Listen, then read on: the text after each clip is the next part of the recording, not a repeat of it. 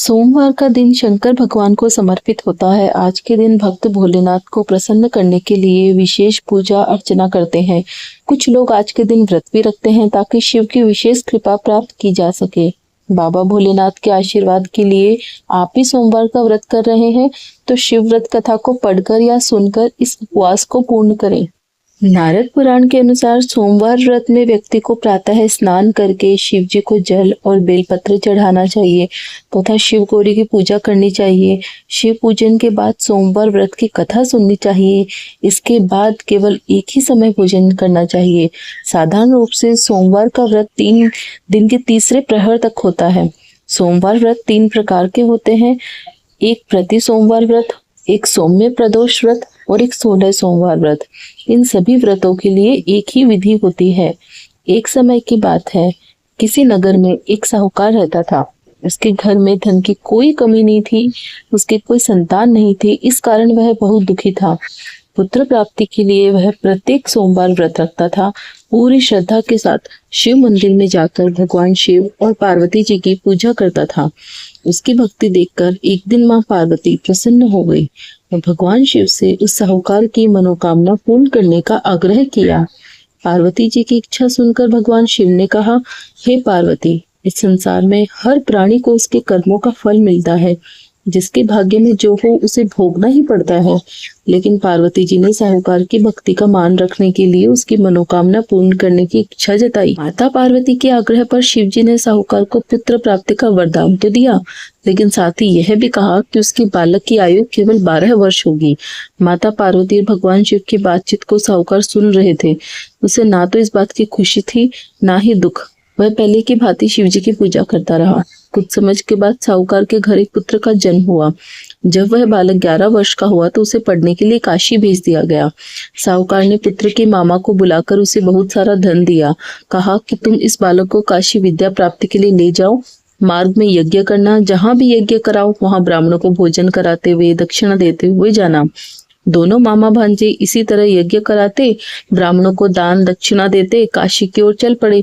रात में एक नगर पड़ा जहां नगर के राजा की कन्या का विवाह था, लेकिन जिस राजकुमार से उसका विवाह होने वाला था वह एक आंख से काना था। राजकुमार के पिता ने अपने पुत्र के काना होने की बात को छुपाने के लिए एक चाल सोची। साहूकार के पुत्र को देखकर उसके मन में एक विचार आया।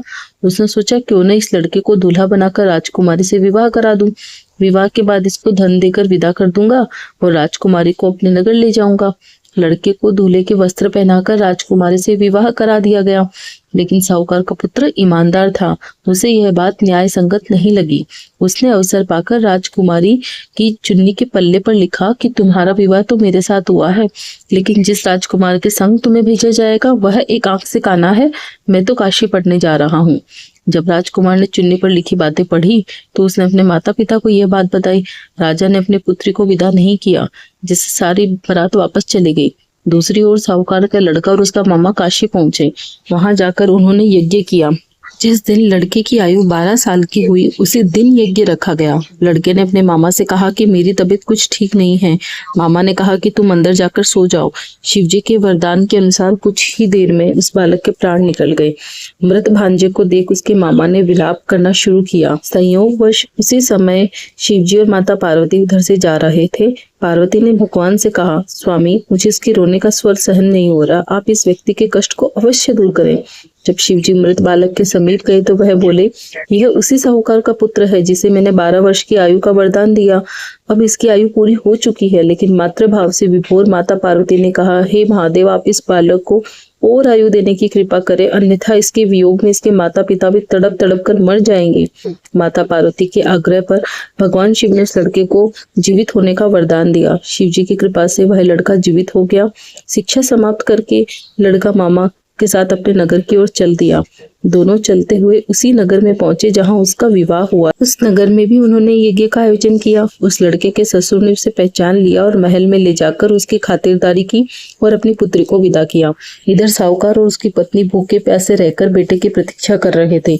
उन्होंने प्रण कर रखा था कि यदि उन्हें अपने बेटे की मृत्यु का समाचार मिला तो वह भी प्राण त्याग देंगे, परंतु अपने बेटे के जीवित होने का समाचार पाकर वह बेहद प्रसन्न हुए उसी रात भगवान शिव ने व्यापारी के स्वप्न में आकर कहा, हे श्रेष्ठ, मैंने तेरे सोमवार के व्रत करने, व्रत कथा सुनने से प्रसन्न होकर तेरे पुत्र को लंबी आयु प्रदान की है।